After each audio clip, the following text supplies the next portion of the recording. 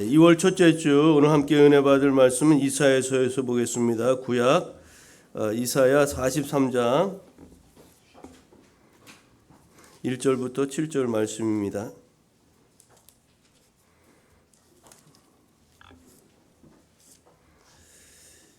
이사야 43장 1절부터 7절입니다.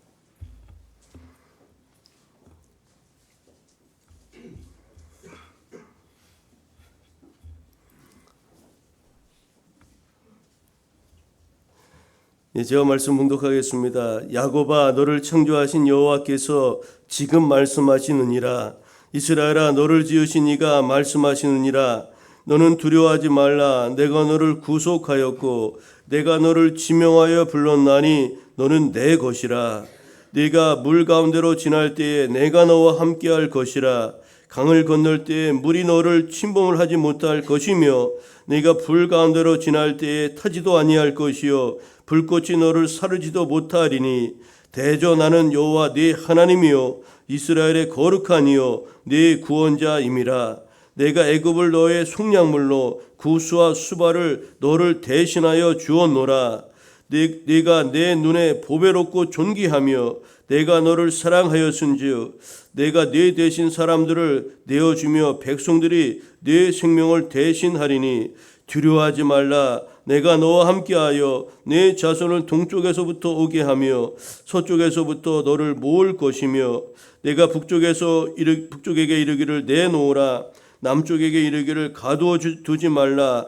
내 아들들을 먼 곳에서 이끌며 내 딸들을 땅끝에서 오게 하며 내 이름으로 불려지는 모든 자 곧 내가 내 영광을 위하여 창조한 자를 오게 하라. 그를 내가 지었고 그를 내가 만들었느니라. 아멘. 오늘 주신 말씀을 중심으로 해서 너와 함께 할 것이라 이런 제목으로 같이 은혜를 나누겠습니다.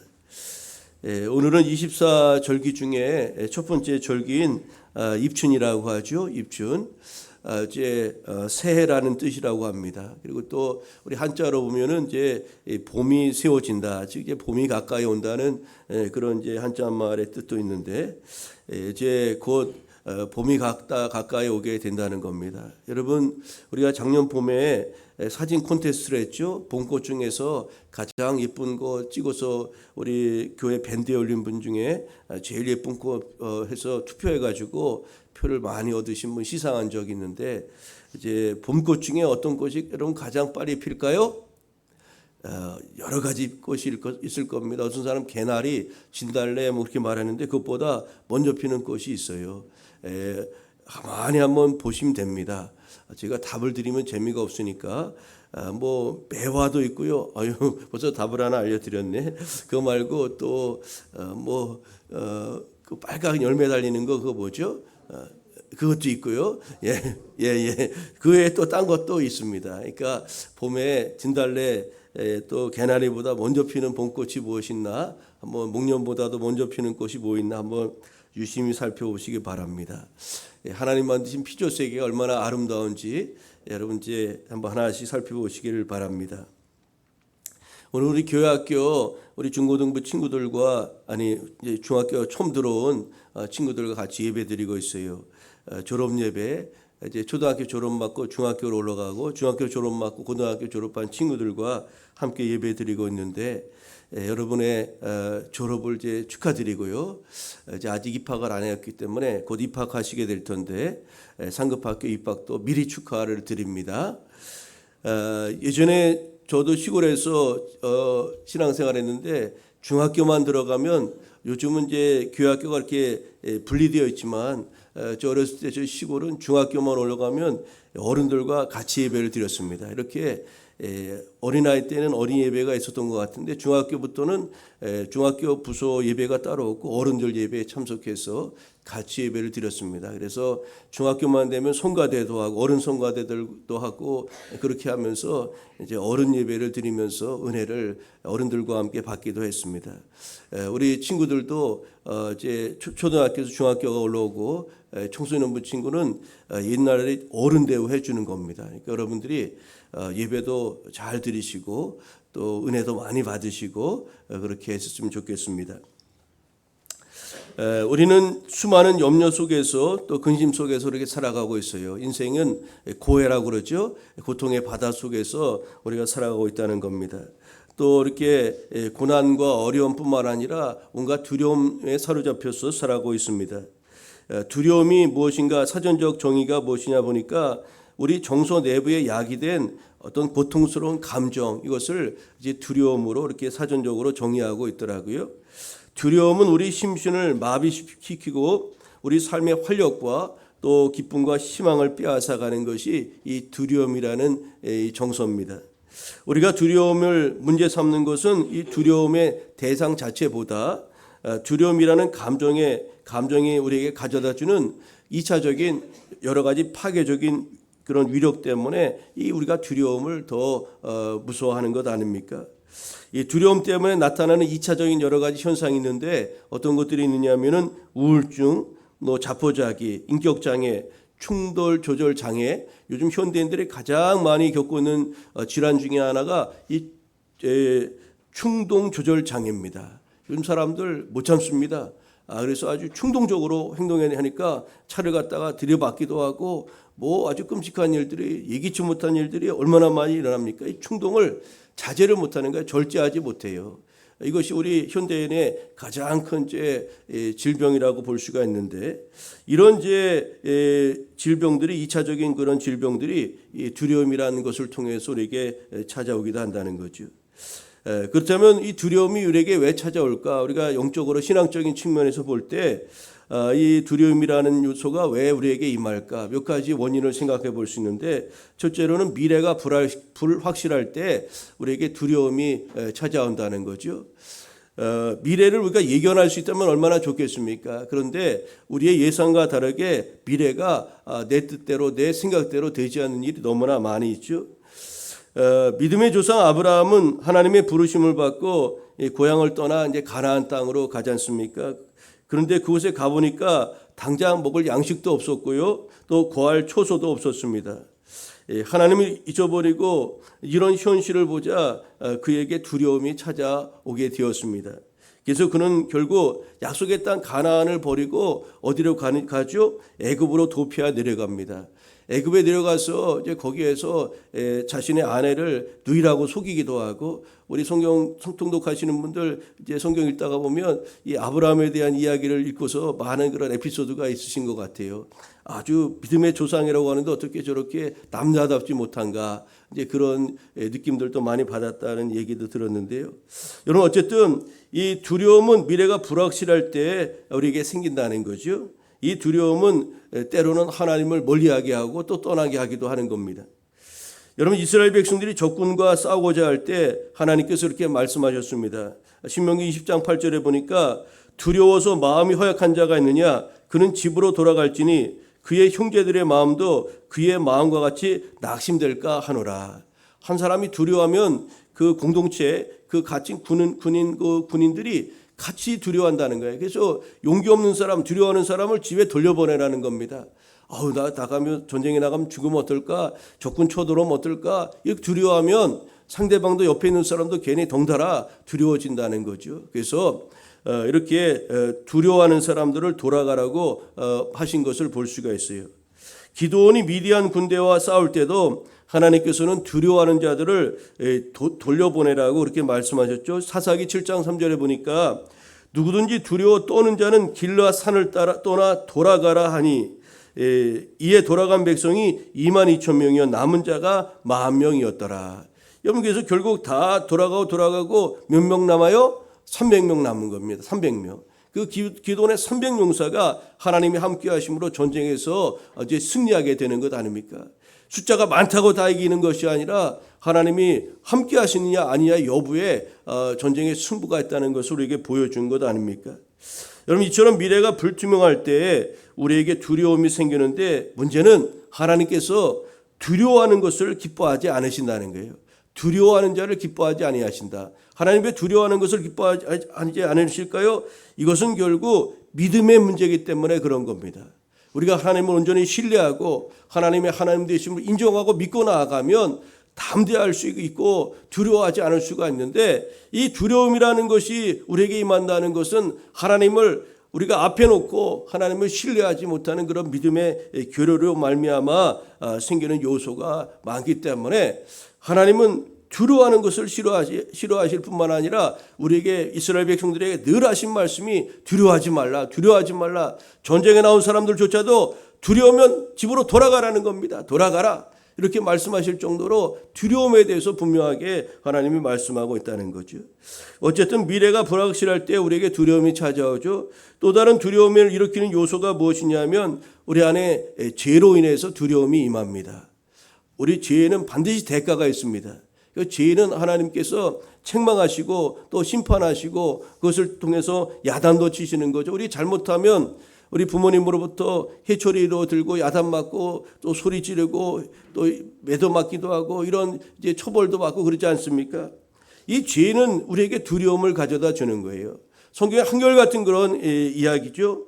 최초의 인류 사람이었던 아담과 하와가 하나님 말씀에 불순종하는 죄를 범하고 말았어요. 창세기에 보니까 그 내용이 나오죠. 먹지 말라는 선악과를 이제 따먹었을 때 그들 마음속에 두려움이 임했습니다. 아주 두려움이 강력하게 임했어요. 하나님의 말씀을 거역한 것은 심판에 대한 두려움으로 그들에게 그렇게 찾아오게 된 것입니다. 창세기 3장 9절부터 10절에 보니까 하나님과 아담과의 대화가 소개되고 있는데, 내용인즉 이렇습니다. 여호와 하나님이 아담을 부르시며 그에게 이르시되, 아담아, 너희가 어디 있느냐? 이르되, 내가 동산에서 하나님의 소리를 듣고 내가 벗었으므로 두려워하여 숨었나이다. 이렇게 아담이 이제 고백하죠. 하나님이 아담을 부르셨어요. 아담아, 너 어디 있냐? 그랬더니, 예, 제가 두려워서 숨었습니다. 두려워 숨었습니다. 여러분, 죄는 두려움이 우리에게 들어오는 통로입니다. 그래서 죄를 우리가 싫어해야 됩니다. 죄를 멀리하라고 그렇게 성경은 한결같이 강조하는 것 아닙니까? 죄의 문제가 해결되지 않고 두려움을 이길 수는 없는 겁니다.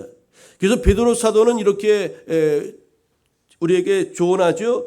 너희가 회개하고 돌이켜 너희 죄 없이함을 받으라. 이같이 하면 새롭게 되는 날이 주 앞으로부터 이를 것이니라고 사도행전 3장 19절 말씀을 통해서 증언했습니다. 우리가 죄를 자복하고 회개하면, 죄의 문제가 해결되면 우리 안에 두려움의 요소가 떠나가게 되고 새롭게 되는 날이 주님 앞으로부터 우리에게 이르게 된다고 분명히 말씀하고 있는 거죠. 여러분, 죄는 우리로 하여금 두려움을 갖게 한다는 것을 기억하시고, 이 죄를 우리가 피하고 멀리하고 싫어해야 된다는 것을 분명히 다시 한번 기억해야 하겠습니다. 세 번째로 우리에게 두려움을 가져다 주는 요소가 무엇일까요? 영적인 침체도 우리에게 두려움을 가져다 주죠. 구약 선지자 중에서 가장 능력 있는 선지자를 꼽으라면 사무엘 선지자도 있고 여러 선지자가 있지만, 대표적인 선지자 중에 하나가 엘리야 선지자 아닙니까? 엘리야. 그가 이 바알과 또 아세라 그 신들을 섬기는 그런 그들의 선지자들과 갈멜산에서 영적 대전쟁을 펼치지 않습니까? 그래서 불의 응답으로 승리한 사람이 바로 엘리야 선지자입니다. 산에 올라가 3년 반 동안 이스라엘 땅에 비가 오지 않은 것을 위해서 생명을 건 기도로 마침내 비를 내리게 한 위대한 하나님의 선지자 아니었습니까? 이런 사람이 아합 왕의 부인이었던 이세벨이라는 여인의 경고를 받고 광야로 도망치고 맙니다. 그리고 로뎀나무 아래서 이렇게 말하죠. 여호와여, 넉넉하오니 지금 내 생명을 거두시옵소서라고 두려워 떨고 있는 모습을 우리에게 성경을 통해서 보여줍니다. 불을 내리고 비를 내리게 한 기도의 사람 엘리야가 영적으로 침체되자 떨며 도망하여 죽음을 구하고 있는 겁니다. 여러분, 사명자가 사명을 내려놓으면 영적 침체가 오는 겁니다. 우리가 주님의 일꾼으로 열심히 주의 사역 감당하고 주님 앞에 사로잡혀 있지 않으면 침체가 온다는 것을 여러분 잊지 마시고, 올해 여러분 육신적으로 평안한 것이 좋은 것이 아니라는 것을 기억하시고, 우리가 열심으로 충성하고 힘있게 기도 생활과 말씀 묵상과 우리가 신앙생활이라고 하죠. 그런 여러 가지 신앙생활들을 적극적으로 해야 될 줄로 믿습니다. 이것이 영적 침체를 막는 길이기 때문에 그렇습니다. 사람은 태어나서 죽을 때까지 일생 동안 두려움 속에서 살아간다고 하죠. 건강이나 물질의 상실에 대한 두려움이 우리에게는 있습니다. 저도 이제 60이 됐는데 이제 자꾸 몸이 여기저기서 삐걱 소리가 나는 겁니다. 그래서 이게 건강에 대한 이제 두려움이 하나씩 찾아오는 거죠. 경쟁 사회에서 실패에 대한 두려움이 우리에게 있습니다. 학생들은 이제 시험이나 진학에 대한 두려움이 또 있지 않습니까? 또 우리 졸업생들은 새 학년지에 올라가는데 상급학교 지나가는데 우리 앞에 어떤 일이 펼쳐질까? 어떤 친구를 만날까? 어떤 선생님을 만날까? 그것에 대한 적잖은 두려움이 저들에게 아마 있을지 모르겠어요. 질병의 고통으로 인한 두려움도 사람들에게는 있습니다. 사랑하는 사람들과의 관계 단절인 죽음에 대한 두려움. 언제 우리 인생에 언제 하나님 부르실까? 그것에 대한 막연한 두려움이 우리 인간에게는 있는 거죠. 리처드 범브란트란 그런 유택의 루마인으로서 그분이 있는데 목사님으로 알려져 있죠. 27세에 기독교로 개종해서 루터교 목사로 살다가 나치에 의해서 이제 체포되어 투옥된 그런 사람인데 하나님의 지하운동이라고 그 위대한 글을 썼던 리처드 범브란트 목사님인데 그가 순교자의 소리라는 선교단체를 조직하고요. 전 세계 복음으로 인해서 핍박받는 그런 성도들에게 불굴의 용기를 주는 일들을 많이 이렇게 했던 그런 목사님이신데요. 그 범브란트가 감옥에서 성경을 읽게 되었는데 두려워 말라는 그런 말씀을 읽게 되었다는 거죠. 그 말씀이 성경 곳곳에 너무나 많이 기록되어 있다는 것을 그가 깨달았다는 겁니다. 그래서 도대체 두려워하지 말라는 말씀이 몇 번이나 성경에 기록되었는가 한번 읽으면서 성경을 통통 통독하면서 거기다 이제 동글뱅이를 치고 표시를 해놓고 한번 세워봤다는 거죠. 근데 놀랍게도 두려워하지 말라는 말씀이 365번이 나오더라는 거죠. 저 안 세봤어요. 저도 모르겠어요. 근데 그 리처드 범브란트 목사님 그 일화에 나오는 이야기예요. 이렇게 365번이 두려워하지 말라는 말씀이 있더라는 겁니다. 이것은 1년 365일 동안 하루도 빠짐없이 두려워하지 말라고 하나님이 말씀하시는 그런 음성으로 그 범브란트 목사님이 그렇게 들었다는 거죠. 그가 설령 감옥에 있고 그 나치의 그 강력한 그런 압제에 있다 할지라도 나는 두려워하지 말라는 하나님의 말씀을 가지고 오늘 하루도 내일도 모레도 1년 365일 매 순간순간 두려워하지 않겠노라 그렇게 결단하고 그렇게 삶을 살았다는 거죠. 그가 감옥에서조차 두려움 없이 담대할 수 있었던 것은 바로 이 하나님의 말씀 두려워하지 말라 이 말씀을 믿고 하나님을 신뢰하였기 때문이라고 그는 고백하였습니다. 여러분 성경은 우리에게 이 두려움과 어려움을 극복할 수 있다고 말씀하죠. 이스라엘 백성들을 이끌고 미지의 땅 가나안에 들어가 될 여호수아는 지도자로서의 두려움 없는 담대함이 필요했는데 그때 마침 주님은 여호수아 1장 9절을 통해서 여호수아에게 이렇게 말씀해 주셨습니다. 내가 내게 명령한 것이 아니냐. 강하고 담대하라. 두려워하지 말라. 놀라지 말라. 네가 어디로 가든지 네 하나님 여호와가 너와 함께 하느니라 하시니라. 내가 나의 종 모세와 함께한 것처럼 너와도 함께하겠노라 그렇게 말씀하시면서 그 약속의 땅 가나안에 들어가는 거 저 백성들이 끌고 들어가는 거 두려워하지 말라는 겁니다.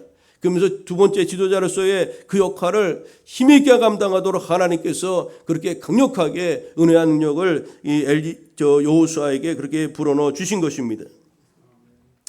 오늘 교회학교를 이제 졸업하는 우리 초등학교 들어가고 중학교, 고등학교, 대학교 진학하고 또 사회로 이제 나오는 그런 친구들도 있을 텐데 여러분 미지의 세계에 대한 여러 가지 그런 것 때문에 두려운 마음이 들지도 모르겠어요. 그렇지만 하나님께서 여호수아에게 말씀해 주신 것처럼 우리에게도 두려워하지 말고 담대하라고 그렇게 말씀하고 있다는 것을 여러분 주목하시기를 바랍니다. 강하고 담대하라. 두려워하지 말며 놀라지 말라. 네가 어디로 가든지 네 하나님 여호와가 너와 함께 하느니라. 여러분 하나님이 우리와 함께 하시기 때문에 우리는 두려워하지 말고 담대한 마음 가지고 우리가 올 한 해를 그렇게 살아가야 될 줄로 믿습니다. 이런 믿음의 사람들은 온갖 염려와 두려움이 가득한 이 세상에서도 두려움을 이기며 살아갈 수가 있는데 그 이유가 무엇 때문인지 오늘 이제 몇 가지를 같이 나누겠어요. 첫째로 우리는 하나님의 자녀요. 하나님께서 우리를 정말로 사랑하시기 때문에 우리는 두려움을 이기며 살아갈 수가 있는 줄 믿습니다. 오늘 본문 1절에 보십시오. 이스라엘아 너를 지으신 이가 말씀하시느니라.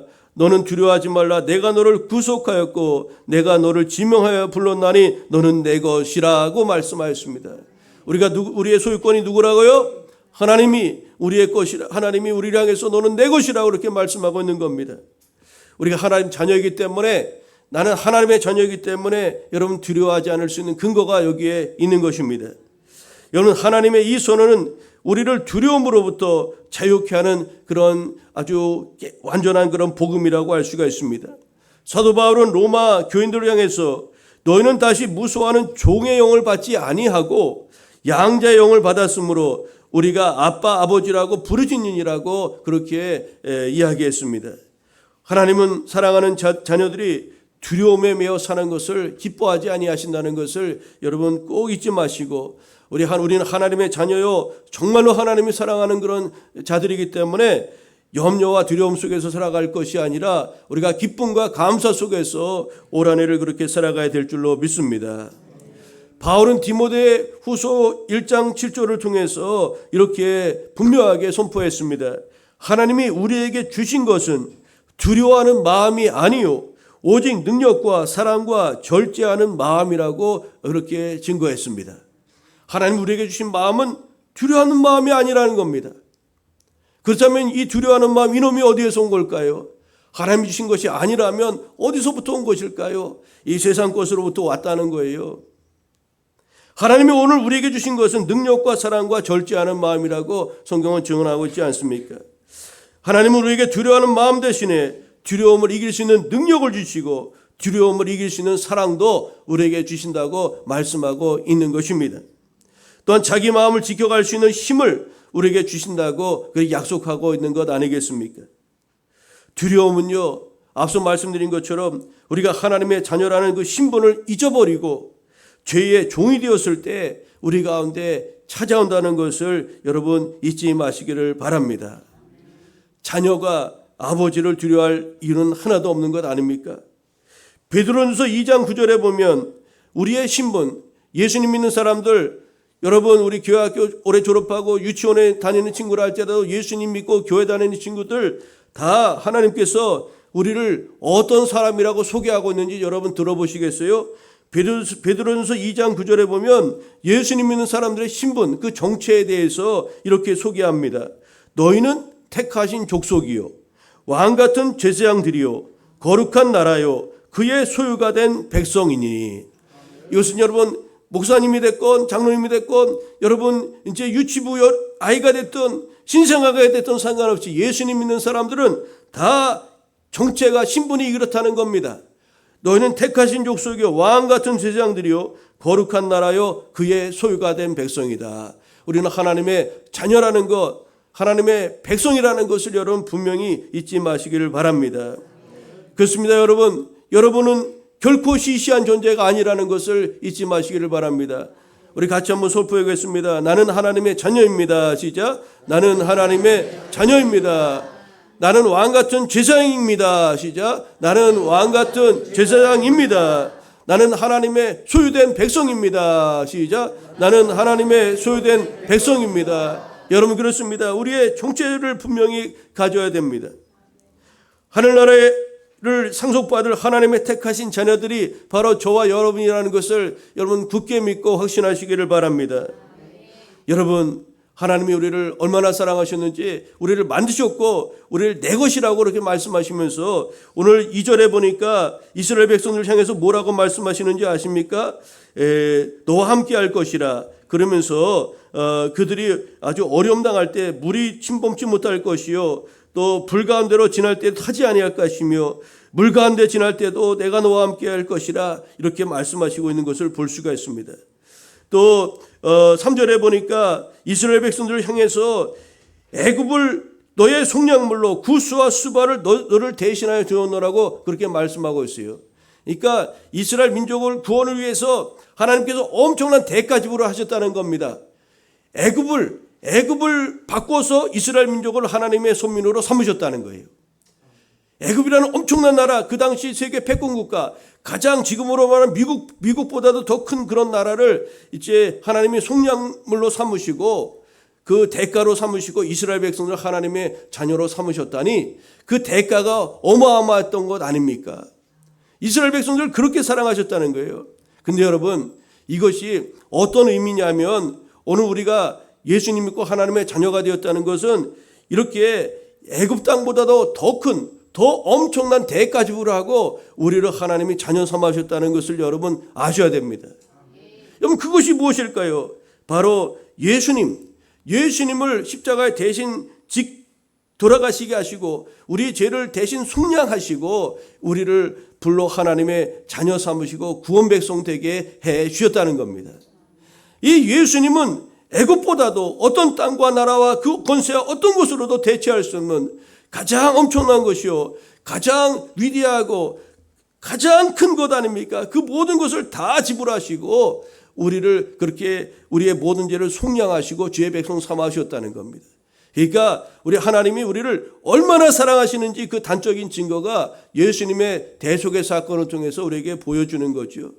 여러분, 그래요. 예수님은 하나님 너희를 이만큼 사랑한다는 보여주는 가장 강력한 그런 사랑의 증거라는 것을 여러분 꼭 잊지 마시기를 바랍니다. 우리가 두려워할 필요가 없는 것은 우리가 하나님의 자녀요, 그렇게 하나님의 엄청난 사랑을 받는 존재이기 때문에 우리가 두려워할 필요가 없다는 겁니다. 오늘 본문 4절에도 하나님은 우리를 바라보시면서 뭐라고 말씀하죠? 너는 보배롭고 존귀한 자요, 내가 너를 사랑한다, 이렇게 지금 말씀하고 있는 것 아닙니까? 너는 보배롭고 존귀한 자라 하나님이 우리를 그렇게 인정해 주시는 겁니다. 그러므로 하나님의 자녀된 권세와 힘으로 두려움을 버리고 멋지고 위풍당당하게 살아가는 우리 교우 여러분, 특별히 졸업생 여러분 되시기를 우리 주님의 이름으로 축복합니다. 우리가 두려움을 이기며 살아갈 수 있는 또 다른 이유가 무엇일까요? 하나님이 우리와 함께 하시기 때문입니다. 여러분, 이것이 바로 임마누엘 신앙인데요. 우리가 지난주 금요일에는 에베네셀 신앙에 대한 것을 가지고 우리가 은혜 나눴어요. 여러분, 기쁨과 소망을 주는 2절 말씀을 우리 다시 한번 읽어볼까요? 2절 말씀, 시작. 내가 물 가운데로 지날 때에 내가 너와 함께할 것이라. 강을 건널 때에 물이 너를 침몰하지 못할 것이며 내가 불 가운데로 지날 때에 타지도 아니할 것이요 불꽃이 너를 사르지도 못하리니. 아멘. 여러분, 하나님이 우리와 함께 하신다고 이렇게 약속하고 있어요. 우리와 함께 하심으로 우리를 지키시고 보호하시고 인도하신다는 약속 아닙니까? 이것이 바로 우리와 함께 하시는 하나님, 곧 임마누엘의 신앙이라고 할 수가 있습니다. 여러분, 출애굽 과정에서 홍해 앞에 서서 앞에는 바다요, 뒤에는 바로의 군대가 추격해오는 상황에서 모세가 하나님의 말씀을 들었습니다. 그리고 두려워 떠는 백성들을 향해서 이렇게 선포하죠. 너희는 두려워하지 말고 가만히 서서 여호와께서 오늘 너희를 위하여 행하시는 구원을 보라고 그렇게 선포하였습니다. 그래야 했을 때 그 홍해 바다가 마른 땅처럼 되고 이스라엘 백성들은 그 홍해를 마른 땅처럼 건너게 되었노라고 성경은 증언하고 있습니다. 사드락과 메삭과 아벳느고는 풀무불 속에서도 머리털 하나 상하지 않도록 하나님이 그들과 함께 하신 줄 믿습니다. 다니엘은 사자굴에서 하나님이 함께 하심으로 조금도 상하지 않고 생명을 지킬 수가 있었음을 다니엘서를 통해서 우리가 볼 수 있지 않습니까? 다윗이 골리앗 앞에 두려워하지 않고 그와 맞짱 떠서 이길 수 있었던 것은 하나님이 그와 함께 하심을 믿었고 그 함께 하신 하나님의 은혜와 권능 속에서 골리앗을 등에 이길 수가 있었던 겁니다. 기도는 300용사와 300용사를 가지고 이 작은 숫자를 가지고 미디안의 그 대군을 두려워하지 않고 그들과 함께 싸워 승리할 수 있었던 것도 바로 만군의 하나님이 나와 우리와 함께 하신다는 것을 믿고 나아갔기 때문인 것입니다. 하나님은 우리와 늘 함께 하실 것을 약속하신 겁니다. 너는 내 것이라고 말씀하시고 보배롭고 존귀한 자라고 이렇게 인정해 주신 그 하나님이 예수님 독생자까지 내어주시면서 죽으시기까지 우리를 사랑하신 그 하나님이 우리와 그렇게 하신 것도 좋은데 하나님께서 우리와 함께 하시겠다는 거예요. 우리와 함께 하시겠다. 세상 끝날까지 함께 하시겠다고 그렇게 약속하셨다는 겁니다. 이건 하나님의 약속입니다. 약속이기 때문에 변할 수가 없는 겁니다. 변할 수가 없어요. 사랑하는 교회 여러분, 약속의 하나님을 신뢰하기를 바랍니다. 그 신실하신 하나님을 믿으시기를 바랍니다. 우리가 두려움을 이길 수 있는 이유는 하나님이 지금도 우리와 함께 하시기 때문입니다. 여러분, 우리 아이들이, 갓난 아이들이 우리 교회에서 제일 무서운 아이가 누군지 아십니까? 우리 무소리, 쟤네가 제일 무서운 아이들입니다. 왜 그럴까요? 쟤네는 보이는 게 없습니다. 그리고 뭐 뒤에 잘 모르잖아요. 쟤들은 믿는 게 딱 하나가 있어요. 저들 뒤에 있는 부모님을 믿는 겁니다. 엄마 아버지 믿는 거예요, 그냥. 그래서 우리 하룻강아지 범 무서운 줄 모른다는 이야기가 있는 것 아닙니까? 돌을 막 지난 그 서너 살 되는 아이들, 그 아이들이 유치원생들이나 초등학생들 보면은 저학년들에게 막 대들고 까불죠.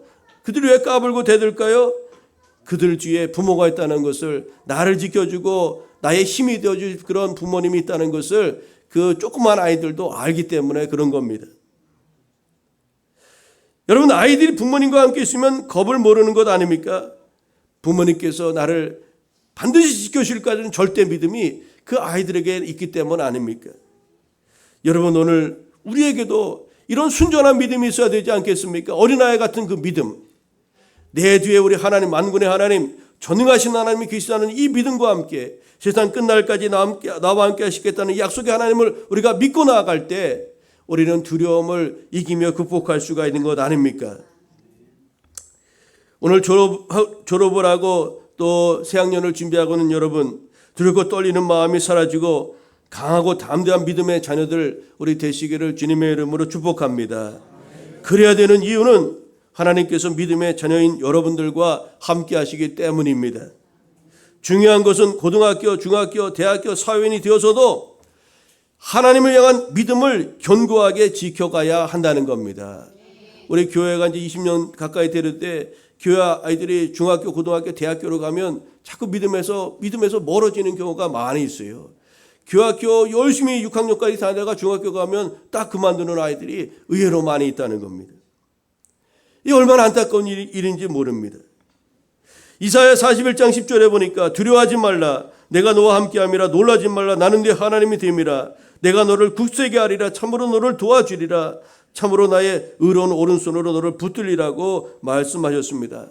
이 하나님께서 오늘도 지금도 우리와 함께 하시는 임마누엘 하나님이시라는 것을 여러분 믿으시고, 여러분 평생에 중학교, 고등학교, 대학교 사회인이 되고 여러분 늙어 하나님이 우리를 부르시는 그날까지 우리와 함께 하신 하나님을 온전히 신뢰하고 믿고 나아가는 그런 축복의 자녀들 우리 모두 되기를 간절히 소망합니다.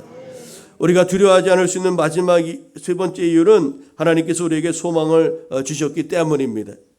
여러분, 오늘 본문 5절 이하에 보면은 이제 이스라엘이, 오늘 본문의 말씀은 이제 하나님께서 포로 생활하는 이스라엘 백성들을 이제 포로에서 돌아오게 해주겠다는 건 희망과 소망에 대한 말씀이 오늘 이사야 43장 전체의 그런 내용입니다.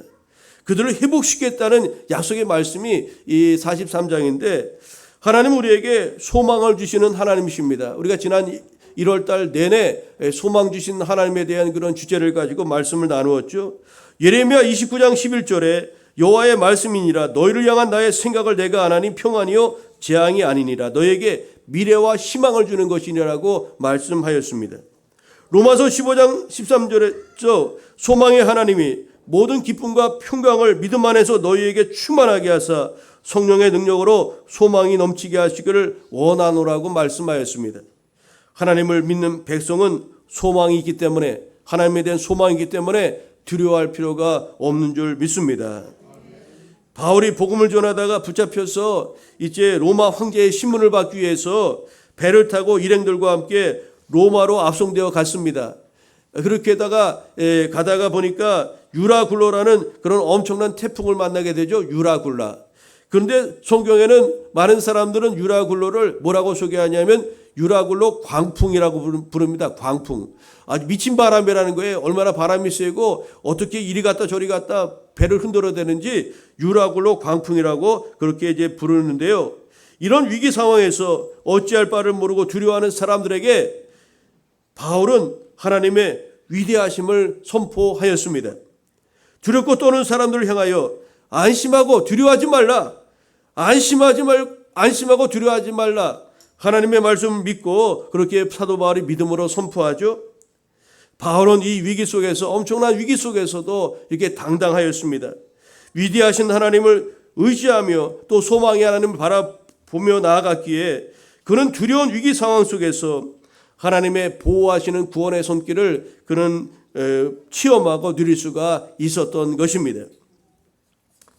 여러분, 이제 오늘 교학교를 이제 또 한 학기를 졸업하고 상급학교로 이제 진학하는 그런 우리 친구들도 많이 있는데, 하나님을 향한 믿음과 용기를 가지고 여러분 앞에 펼쳐진 새로운 그런 미래를 도전하며 나아가시기를 바랍니다. 우리 앞에 여러 가지 어려움도 있을 것입니다. 그러나 분명한 것은 그 고난을 믿음을 가지고 인내로 극복하며 나아간다면 귀하고 복된 삶이 여러분 앞에 펼쳐지게 될 줄로 믿습니다.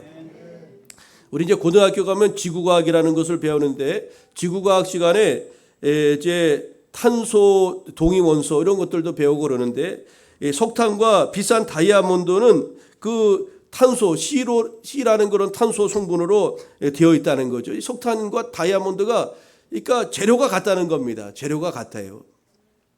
그런데 가치는 완전히 다른 존재 아닙니까? 석탄하고 다이아몬드의 그 가치가 여러분 같습니까? 가격이 천차만별 아닙니까? 석탄이 1,000원이라면 다이아몬드는 1억이라고 우리가 칠 수 있는데, 여러분 이렇게 같은 석탄으로 된 것이 같은 재료로 됐는데 왜 가치가 이렇게 다를까요? 값이 다를까요? 그 이유는 석탄이 고온고압, 즉 900도에서 1300도로 이렇게 석탄에 이렇게 열을 가지고 또 압력도 3만 기압, 우리가 낼 수 있는 그런 보통 기압이 아니잖아요. 그 땅속 저 깊은 곳에서 하나님 만드신 그 지층 멘탈의 여러 가지 대류 그런 것을 통해서 고온고압에 의해서 이 석탄이 고온고압을 받으면 그것이 다이아몬드가 되는 경우가 있다는 거예요. 여러분, 이 이야기는 우리에게 많은 것을 가르쳐 주는데, 역경을 우리가 잘 다루고 그것을 견디게 된다면 더 강하고 가치 있는 그런 존재가 된다는 것을 우리가 이 석탄과 다이아몬드의 그 비유의 이야기를 통해서 우리가 생각해 볼 수 있지 않습니까? 여러분, 오늘 말씀이 하나님이 우리와 함께 하시겠다는 그런 약속의 말씀입니다. 그러면서 하나님은 우리에게 두려워하지 말라고 그렇게 거듭거듭 말씀하고 있습니다. 마태복음의 마지막 끝절인 마태복음 28장 20절에는 이런 말씀이 있습니다. 내가 너에게 분부한 모든 것을 가르쳐 지키게 하라. 볼지어다 내가 세상 끝날까지 너희와 항상 함께 있으리라 하시니라고 약속하셨습니다. 하나님은 지금도 우리와 함께 하실 뿐만 아니라 우리가 힘들고 어려울 때도 함께 하시고 고난 중에도 또 기쁠 때도 언제나라고 분명히 말씀하지 않았습니까? 너희와 항상 함께 있으리라. 그것이 하나님이 약속이기 때문에 여러분 이 약속의 말씀을 붙잡고 하나님이 오늘도 내일도 평생에 우리와 함께 하신다는 그 약속의 말씀을 우리가 가지고 우리가 믿음으로 나아가야 될 줄로 믿습니다. 내 앞에 펼쳐진 새로운 환경들, 그런 것 때문에 두려워하거나 염려하지 말고 주님께서 나와 함께 하신다는 이런 임마누엘의 약속의 말씀을 마음에 담고 강하고 담대한 마음으로 가지고 나아가는 우리 교회 여러분, 특별히 졸업생 여러분 되시기를 우리 주님의 이름으로 축복합니다. 여러분의 삶이 더 하나님 은혜 안에서 보석과 같이 빛나는 아름다운 인생이 되어 가기를 우리 주님의 이름으로 다시 한번 축복합니다. 기도하겠습니다. 사랑의 하나님 아버지, 감사합니다. 오늘 이사야 43장의 말씀을 통해서 하나님이 우리와 함께 하신다는 그런 약속의 말씀을 가지고 은혜 나누게 하시니 감사합니다. 하나님 우리와 함께 하신다는 약속을 받았으니 두려워하지 말라고 말씀하신 것을 기억하며 우리가 강하고 담대한 마음 가지고 나아가게 하여 주옵소서. 하나님 우리와 항상 함께 하시겠다고 하셨습니다. 중학생 때만 함께 하시는 것이 아니라 고등학교, 대학교, 사회로 나아가서 우리 평생에 우리 하나님의 선하신 손길이 우리와 함께 하신다는 것을 기억하며 우리가 그 하나님 은혜 안에서 또 주께서 우리를 주님의 내 것이라고 또 보배롭고 존귀한 자라고 또 엄청난 대가를 지불하고 주님의 자녀 삼으신 것을 기억하며 우리가 늘 하나님 앞에 감사하며 또 두려움 버리고 주님 의지하고 살아가는 믿음의 사람들 우리 모두 되게 하여 주옵소서. 감사드리오며 예수님의 이름으로 기도하옵나이다. 아멘.